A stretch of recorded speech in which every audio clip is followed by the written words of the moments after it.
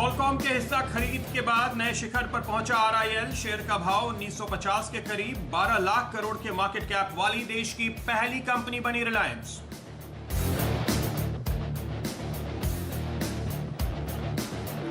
हफ्ते के पहले दिन जोश में बाजार। निफ्टी 10,850 के पार निकला, लेकिन निफ्टी बैंक ऊपरी स्तरों से हुआ हल्का। रिलायंस, इंफोसिस, एचयूएल और आईसीआईसीआई बैंक ने बाजार में भरा जोश। ब्रिटानिया और एस्कॉर्ट्स भी ऑल टाइम हाई पर पहुंचे।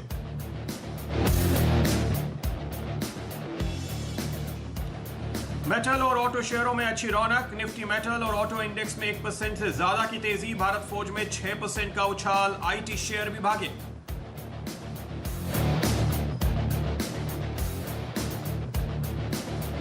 कोरोना इलाज के लिए दवा को डीसीजीआई से मंजूरी मिलने से बायोकॉन में 3% का उछाल। सिंजीन में भी अच्छी खरीदारी।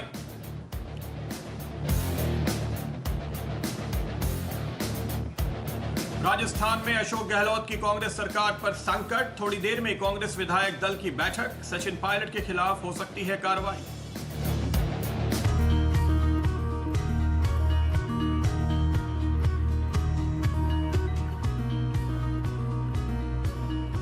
नमस्कार, ट्रेडर्स हॉटलाइन में आपका स्वागत है। मैं हूं प्रदीप पंड्या। आपका कोई भी ट्रेड हो, कैश मार्केट में, वायदा कारोबार में, फ्यूचर्स या ऑप्शन में, उसके पहले आप अपना सवाल हमसे जरूर पूछिए। हमारे एक्सपर्ट्स आपको बताएंगे क्या होनी चाहिए आपकी स्ट्रैटेजी। हमारा नंबर है 1800209789 या फिर आप हमें व्हाट्सएप कीजिए 7045220000 पे। इसके साथ साथ आप हमें ट्वीट भी कर सकते हैं #AskAwaz_FNO या #AskAwaz_Cash लिखकर। आपका ट्रेड अगर एफएनओ का है तो एफएनओ पे टैग कीजिए, कैश का है तो कैश पे टैग कीजिए। चलिए बाजार पे नजर डालते हैं। आपके सवालों की बात करें उसके पहले, और निफ्टी ने आज शुरुआती एक ब्रेकआउट के मूड में दी है, ये कहना चाहिए, क्योंकि ऊपरी स्तरों पे हम पिछले पूरे हफ्ते बाजार को अटकते हुए देख रहे थे 10,800 से लेकर 10,850 के बीच। और आज जिस तरह से निफ्टी शुरुआत में ही उसके ऊपर निकल गया, अब आप कह सकते हैं बाजार की पोजीशंस देखते हुए कि 10,800, 10,825 के रेंज में दरअसल अब सपोर्ट आ चुका है। और ऊपर की तरफ जो रेंज दिखाई देती है आज के लिए 10,890 का पहला टारगेट बन रहा था, जो अचीव हो चुका है। 10,920 तक के लेवल भी देखे जा सकते हैं दिन के दौरान। तो फिलहाल किसी भी गिरावट में खरीदारी का ट्रेड बनता हुआ दिख रहा है 10,800 के आसपास एक स्टॉप के साथ, और 10,920 तक के टारगेट बनते हुए दिखाई दे रहे हैं। वहीं अगर आप निफ्टी बैंक पर नजर डालें, चूंकि निफ्टी को आरआईएल का बड़ा सपोर्ट है जो निफ्टी बैंक में नहीं है, और यहां पर आप थोड़ी कमजोरी आते हुए देख रहे हैं ऊपरी स्तरों से। आपको याद होगा पिछले हफ्ते भी हमने 2 बार निफ्टी बैंक में एक बड़ी गिरावट देखी थी। पहली बार बुधवार को और फिर शुक्रवार को। और आज भी अगर आप देखें तो शुरुआत में एक उछाल जरूर आया, लेकिन निफ्टी बैंक में दरअसल 22,600 के ऊपर टिकना बेहद जरूरी है। तो फिलहाल यहां पर आपको 22,100 से 22,600 की रेंज देखने को मिल रही है। ऊपरी स्तरों पे 22,600 के आसपास अटका है और अब फिलहाल थोड़ा सा हल्का होता हुआ नजर आ रहा है। दिन के दौरान उम्मीद करनी चाहिए कि आपको 22,100, 22,200 की रेंज में कहीं एक अच्छा सपोर्ट मिलता हुआ नजर आ सकता है। हमारे एक्सपर्ट अगर जुड़ गए हो तो बताइएगा डायरेक्टर साहब, तो उनकी राय लेंगे इस पे। ManasJaiswal.com के मानस जायसवाल आज के हमारे एक्सपर्ट हैं और वो जुड़ चुके हैं हमारे साथ। मानस, स्वागत है आपका। बताइए कोई स्ट्रैटेजी अगर आप निफ्टी या निफ्टी बैंक पर लेने की राय दे रहे हैं तो। Pradeep ji, good morning. देखिए, अगर दोनों इंडेक्स की बात करें तो मैं प्रेफर करूंगा निफ्टी पे ट्रेड लेना, और उसका देखिए रीजन ये है, एक फ्लैग पैटर्न का ब्रेकआउट हुआ है। अगर हम फ्लैग पोल देखें तो 10,200 से लेकर 10,800 तक था, फिर कंसोलिडेशन और फिर फ्लैग पैटर्न का ब्रेकआउट। और इस फ्लैग पैटर्न के ब्रेकआउट के जो टारगेट्स हैं वो करीब 11,300 के आसपास आते हैं। तो मैं तो काफी बुलिश हूं और मैं समझता हूं कि अभी भी आप करंट लेवल्स पे भी खरीदारी कर सकते हैं। 10,700 के नीचे स्टॉप लॉस रखिए और कम से कम 11,100 के टारगेट सेट करें। ओके, तो निफ्टी पर आपको तेजी करने की राय है और 11,100 तक के लेवल आते हुए मानस यहां पर देख रहे हैं। निफ्टी बेहतर है निफ्टी बैंक के मुकाबले, ये बात हमारे सभी एक्सपर्ट्स मानते हैं। अभी भी हम देख भी रहे थे, वहां पर आपको ब्रेकआउट भी मिला है। इसलिए निफ्टी में ट्रेड कीजिए अगर आप इंडेक्स ट्रेडर हैं। तो अगर आपको कोई ऑप्शन भी लेना है तो आप निफ्टी का ऑप्शन लेकर चले, ये एक बेहतर स्ट्रैटेजी आपके लिए होगी फिलहाल इस मार्केट में। कुछ स्टॉक्स पर नजर आ रही है जहां पे काफी अच्छी चाल देखने को मिल रही है। उसके बाद सवाल जवाब का सिलसिला शुरू करेंगे। रिलायंस इंडस्ट्रियल इंफ्रा, इस पर आपकी नजर होनी चाहिए। तकरीबन आपको यहाँ पर जो फॉलो अप देखने को मिला है उसके बाद अब 8-8.5% ऊपर आ चुका है। दिन के लोस से करीब 9% की तेजी है और 3 गुना वॉल्यूम के साथ RIIL का स्टॉक आपको तेजी करता दिखाई देगा। नजर रखिए महिंद्रा लॉजिस्टिक्स पे, इस स्टॉक पे तेजी बढ़ती हुई नजर आ रही है। दिन के लोस से 7% का बहुत ही स्ट्रॉन्ग स्विंग आया है और पिछले आधे घंटे में अगर आप देखें तो तेजी और बढ़ी है। यहां पर भी वॉल्यूम करीब पूरे दिन के 90% के आसपास दिखाई दे रहा है औसत वॉल्यूम के मुकाबले में। डॉक्टर लाल पैथ लैब पे नजर रखिए और यहां पर आपको एक दिन का जो औसत वॉल्यूम होता है वो ऑलरेडी पूरा हो चुका है। काफी शानदार मूव इस पे बनता हुआ। सुवन फार्मा पे नजर रखिए, यहां पर भी ऐसी तेजी है। कॉस्मो फिल्म्स आपके रडार पे होना चाहिए। कॉस्मो फिल्म्स में आज हमने अब तक जो वॉल्यूम देखा है ये इसके पूरे दिन के वॉल्यूम का तकरीबन 1.5 गुना बनता है और यहां पर एक बहुत अच्छी खरीदारी देखने को मिल रही है। बासफ BASF पे एक अच्छी खरीदारी देखने को मिल रही है। VST इंडस्ट्रीज पे एक बहुत अच्छी खरीदारी देखने को मिल रही है। कैमलिन फाइन पे तो अच्छा फॉलो अप दिखाई दे रहा है। अगर आप बाजार खुलने के बाद पिछले 1 घंटे का ट्रेड देखते हैं तो इन स्टॉक्स पे आपकी नजर जरूर होनी चाहिए। लेकिन अब बारी है जरा अपने सवालों के जवाब लेने की। देखते हैं हमारे दर्शकों के कौन से सवाल हैं और साथ ही साथ हमारे एक्सपर्ट्स के क्या कॉल हैं ये भी जानते हैं। चलिए आगे बढ़े। उसके पहले मानस, पहले आप बताइए कोई ट्रेड जो आप इस वक्त लेने की राय देंगे। प्रदीप जी देखिए, 2 सेक्टर पे ध्यान दीजिए। पहला ऑटो एंसिलरी। ऑटो एंसिलरी में काफी ऐसे स्टॉक है जहां पर आज अच्छा खासा बाइंग इंटरेस्ट देखने को मिला है। पहला स्टॉक जो मेरे को समझ में आता है वो आता है भारत फोर्ज का।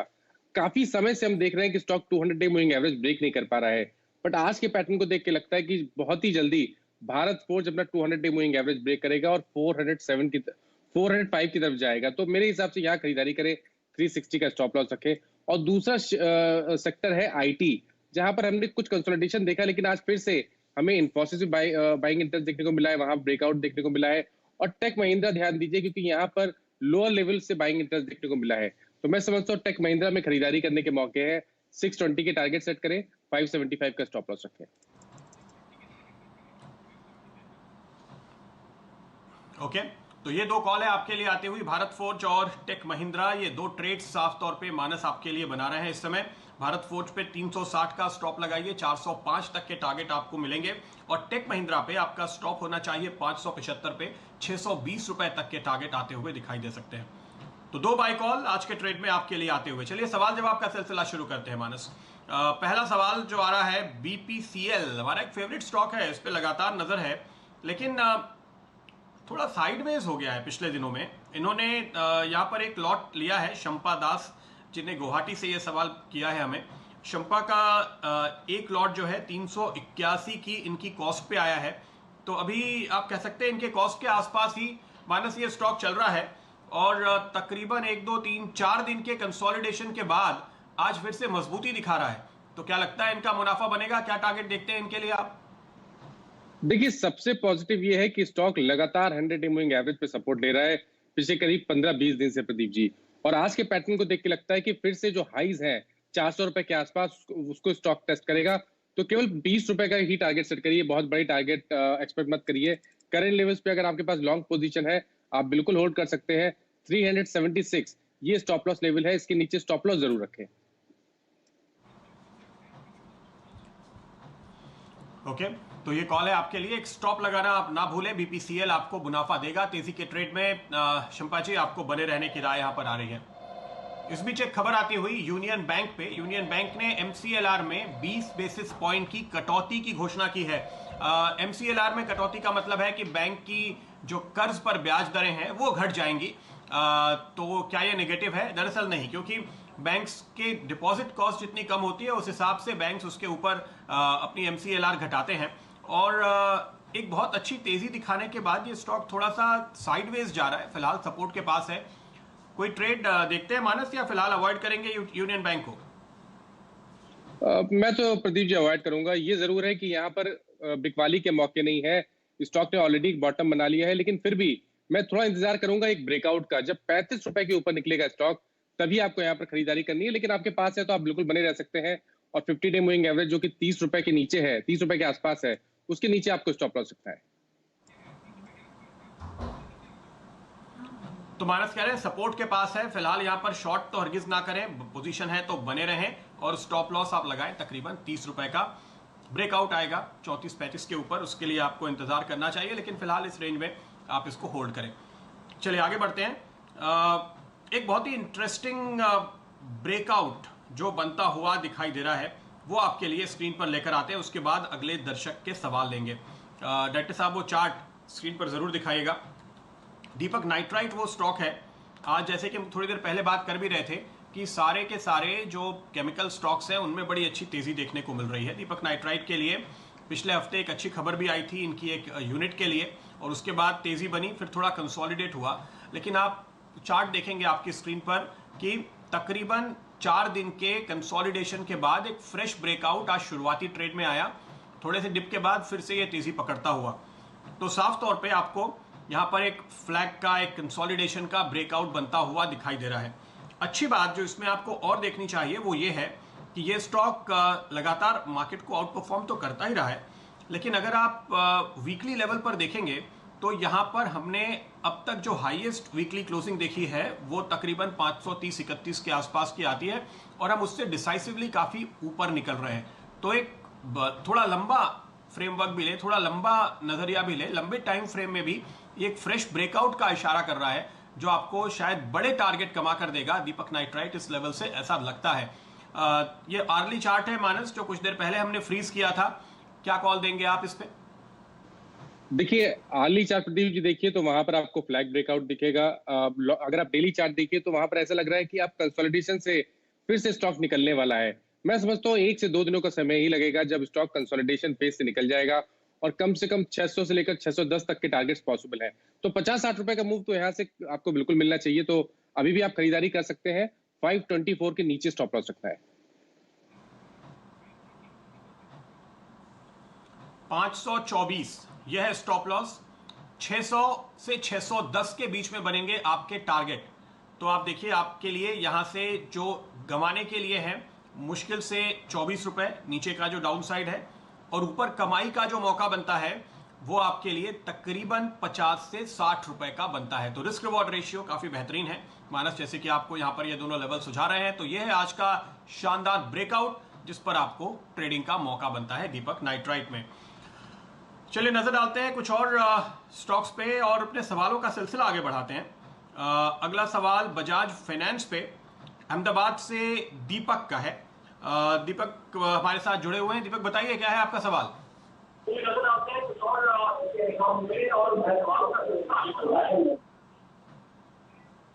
नहीं लगता है दीपक जी, फिलहाल टीवी ऑन रखा है तो यहाँ पर एको होता रहेगा। मैं इनका सवाल ले लेता हूँ। देखिए सारे दर्शकों से मेरा ये निवेदन है कि अगर आपका फोन लगता है और हमारे यहाँ से आपको फोन आता है तो अपना टीवी म्यूट कीजिए और फोन के जरिए आप हमसे बात कीजिए।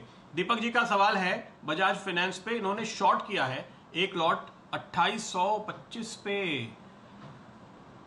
इतना शानदार, इतना जबरदस्त तेजी वाला स्टॉक दीपक जी आपने शॉर्ट कैसे कर दिया? इस तरह से मतलब ट्रेंड के खिलाफ खड़े होकर के तो ट्रेड नहीं होता सर। मानस बताइए क्या करें, बड़ा लॉस हो रहा है। देखिए बड़ा लॉस हो रहा है, और मैं समझता हूँ कि शायद ये लॉस अभी और बड़े हो जाएंगे अगर इन्होंने शॉर्ट पोजीशन काटी नहीं, क्योंकि पिछले 5-6 हफ्ते देखिए तो एनबीएफसी स्टॉक्स फ्लेवर में है मार्केट में। बजाज फाइनेंस, बजाज फिनसर्व दोनों बहुत ही clear high top higher bottom बना रहे हैं डेली चार्ट्स पे। और सबसे इंपॉर्टेंट ये है कि बजाज फाइनेंस ने ऑलरेडी अपना 200 डे मूविंग एवरेज ब्रेक कर दिया है, तो कोई रीजन नहीं दिखता यहाँ पर इनको शॉर्ट पोजीशन क्रिएट करने का। और अगर ये शॉर्ट भी इन्होंने किया था तो उनको उस टाइम पे स्टॉप लॉस रखना बहुत जरूरी था। अब फिलहाल तो मैं ये बोलूंगा कि कभी भी कोई मौका मिल जाए और स्टॉक 3200 रुपए के आसपास आ जाए तो बिल्कुल अपनी शॉर्ट पोजीशन से निकल जाए। फिलहाल के लिए एक स्टॉप लॉस लेवल इनको सुझाऊंगा 3400 के लेवल्स ब्रेक हो तो फिर इनको बिल्कुल अपनी जिद से निकल जाना चाहिए और अपनी जो शॉर्ट पोजीशन है वहां से एग्जिट करना चाहिए, और क्योंकि उसके बाद शायद 4000 या 4100 के लेवल्स बहुत ही जल्दी देखने को मिलेंगे। ओके तो आपको 3400 का एक अगला स्टॉप आप रख लीजिए, लेकिन मेरे ख्याल से आपका स्टॉप बहुत नीचे था। पहले तो ये शॉर्ट कभी बनता ही नहीं था, पता नहीं आपने क्यों शॉर्ट किया है। कोई स्टॉक बढ़ गया है इसलिए गिरेगा ऐसा नहीं होता। और ट्रेडिंग वो भी आप फ्यूचर्स में कर रहे हैं, 500 रुपए का लॉस आपने एक 2800 रुपए की पोजीशन पे ले लिया। मेरा ख्याल है कि मेरी राय होगी आप किसी एक्सपर्ट की सलाह लें और उनके साथ उनकी कॉल पर आप ट्रेड करना शुरू करें। खुद से आप ट्रेडिंग की कोशिश ना करें, आपको बड़ा लॉस हो सकता है।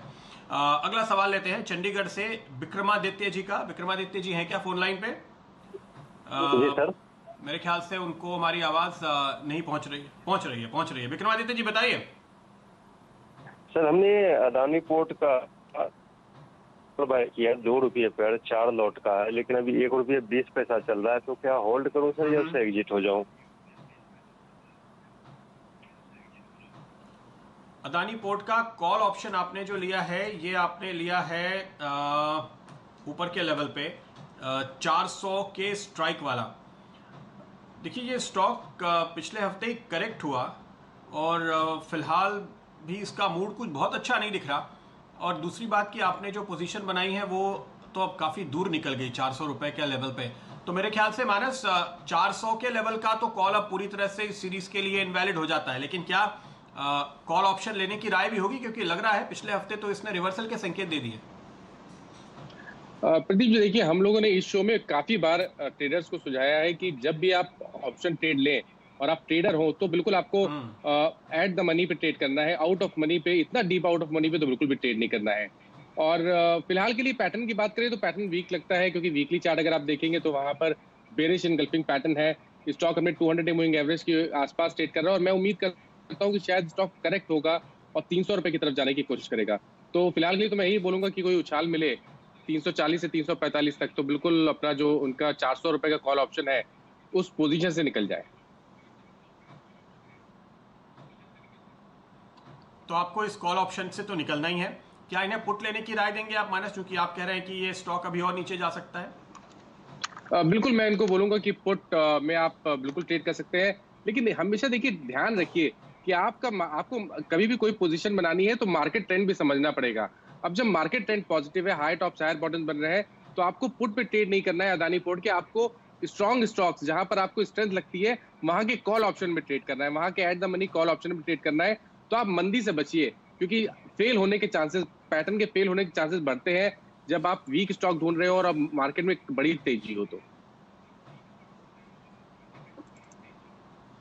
बिल्कुल, तो यह आपके लिए सलाह। फिलहाल उछाल में इस कॉल ऑप्शन से आप निकलिए। यहाँ पर दरअसल कृष्णापट्टनम पोर्ट के डील कभी भी पूरी होने वाली है, ऐसी खबरें आ रही हैं और उसके लिए एक बड़ा कर्ज लेने की ज़रूरत कंपनी को होगी। इन खबरों के बीच हमने पिछले हफ्ते से यहाँ पर एक रिवर्सल बनते हुए देखा है अदानी पोर्ट में। अगला सवाल लेते हैं। टाटा स्टील पे सवाल पूछा है वैभव जॉली ने शहडोल मध्य प्रदेश से। इनका सवाल है, उनके पास 400 के स्ट्राइक वाले 2 लॉट्स हैं, 2.5 रुपए पे इन्होंने लिए थे। टाटा स्टील के ऊपर अगर आप नजर डालें, पूरे के पूरे मेटल सेक्टर पे ही काफी अच्छी तेजी देखने को मिल रही है, लेकिन क्या 400 का कॉल इन्हें कमा कर देगा? क्या लगता है आपको मानस? देखिए इन्होंने जो ट्रेंड पिक किया है वो बिल्कुल सही है। यहाँ पर आपको कॉल ऑप्शन ही बाय करना है, इसमें कोई डाउट नहीं है। टाटा स्टील के पैटर्न को देख के लगता है कि शायद 375 के लेवल्स बहुत ही जल्दी देखने को मिलेंगे, लेकिन इनका जो स्ट्राइक प्राइस है, जो स्ट्रेटेजी है वो गलत है। 400 रुपए का स्ट्राइक प्राइस नहीं लेना चाहिए, इनको 350 के कॉल ऑप्शन में खरीदारी करनी चाहिए। आपको जितना रिस्क लेना आप उतना स्टॉप लॉस लगा लीजिए ऑप्शन में, लेकिन एट द मनी पे ट्रेड करें तो बेहतर रहेगा। तो मैं एडवाइस करूंगा कि 400 रुपए के कॉल ऑप्शन से निकले, 350 रुपए के कॉल ऑप्शन पे खरीदारी करें, 334 रुपए का स्टॉप लॉस रखें जो कि 10 रुपए है कैश में। तो 334 के नीचे जाए तो अपने कॉल की पोजीशन से निकल जाए। ऊपर के टारगेट 375 से लेकर 380 के बीच में आते हैं। 375 से 380 तक के टारगेट बनते हैं, तो आपको इस रेंज के अंदर वाला ऑप्शन लेना है, इसके बाहर वाला ऑप्शन नहीं लेना है। ये आप ध्यान में रखिए। अगर आप थोड़े करीब के ऑप्शन में स्विच करें तो आपके लिए मुनाफा बेहतर होगा। एक नजर दीपक नाइट्राइट पे डायरेक्टर साहब एक बार फिर से डालते हैं। 554 रुपए 50 पैसे ये लेवल मैं इस स्टॉक पे आते हुए देख रहा हूं। जब हम बात कर रहे थे इस पर, हमने एक ब्रेकआउट ट्रेड पकड़ा था तो 548 था, तो 548 से 554 555 तक की हमने एक तेजी इसमें बनते हुए देखी है पिछले कुछ मिनटों के दौरान हमारे बात करने के बाद। मानस, इसको एक बार फिर से देखेंगे, क्या कॉल है आपकी? क्या लेवल्स कुछ रिवाइज करना चाहिए इमीडिएट ट्रेडर्स के लिए? देखिए जो मैंने इनको टारगेट दिया है 600 610 का दीपक नाइट्रेट पे प्रदीप जी, वो पोजीशन टारगेट है। अगर आप केवल 2 से 3 दिनों की बात करें तो पिछले हाईज आपके टारगेट होंगे जो शायद 565 567 के बीच में है। तो अभी भी 15 रुपए की जगह है, तो मैं नहीं समझता कि प्रॉफिट बुक करना चाहिए या तो आपको पोजीशन से एग्जिट करना चाहिए। आप बने रहिए, चाहे तो अपना स्टॉप लॉस थोड़ा सा ऊपर रिवाइज करें। अगर आप इंट्राडे ट्रेडर या 1 से 2 दिनों के ट्रेडर है तो आपको स्टॉप लॉस 544 का रखना है। और आपके टारगेट 565 से 570 के बीच में होंगे।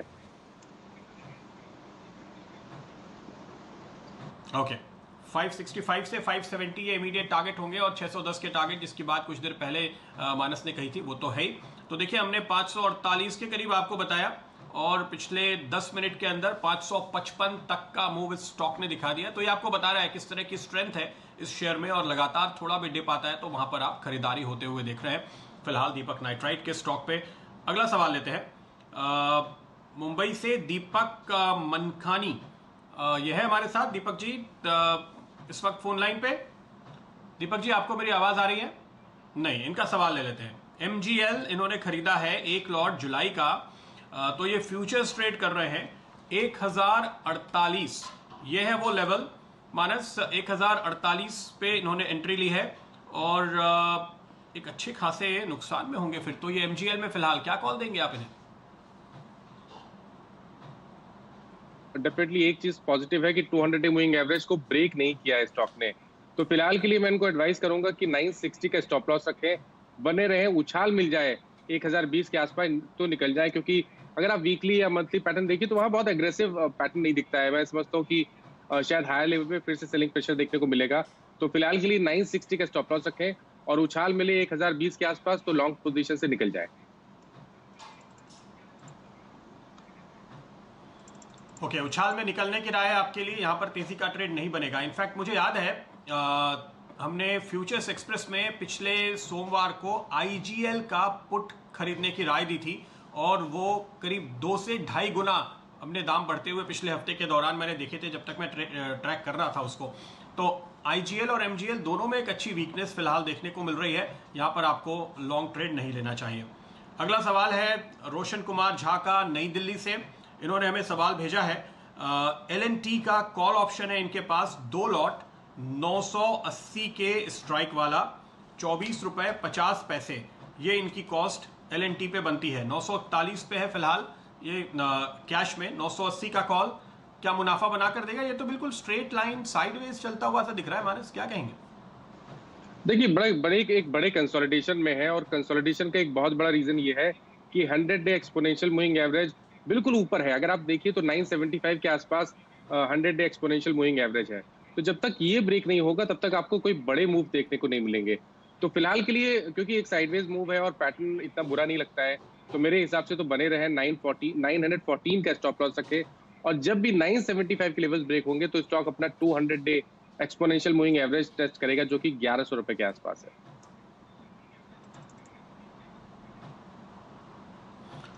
तो ब्रेकआउट का इंतजार करना होगा आपको। फिलहाल इस दायरे में साइडवेज होता हुआ नजर आ रहा है। चलिए आपसे इजाजत लेने का वक्त है मानस, बहुत बहुत शुक्रिया हमारे साथ जुड़ने और इन सारे सवालों के जवाब देने के लिए। और जाने से पहले एक अहम बात, हर रोज सिर्फ 1 रुपए में मनी कंट्रोल प्रो को सब्सक्राइब करने के लिए अब आपके पास केवल 4 दिन बचे हैं। जी हाँ, सिर्फ मनी कंट्रोल प्रो के साथ आपको मिलती है इनसाइट, एनालिसिस और ट्रेड्स। तो आज ही कीजिए अपग्रेड और इसके लिए इस्तेमाल कीजिए कूपन कोड PRO365। नियम व शर्तें लागू।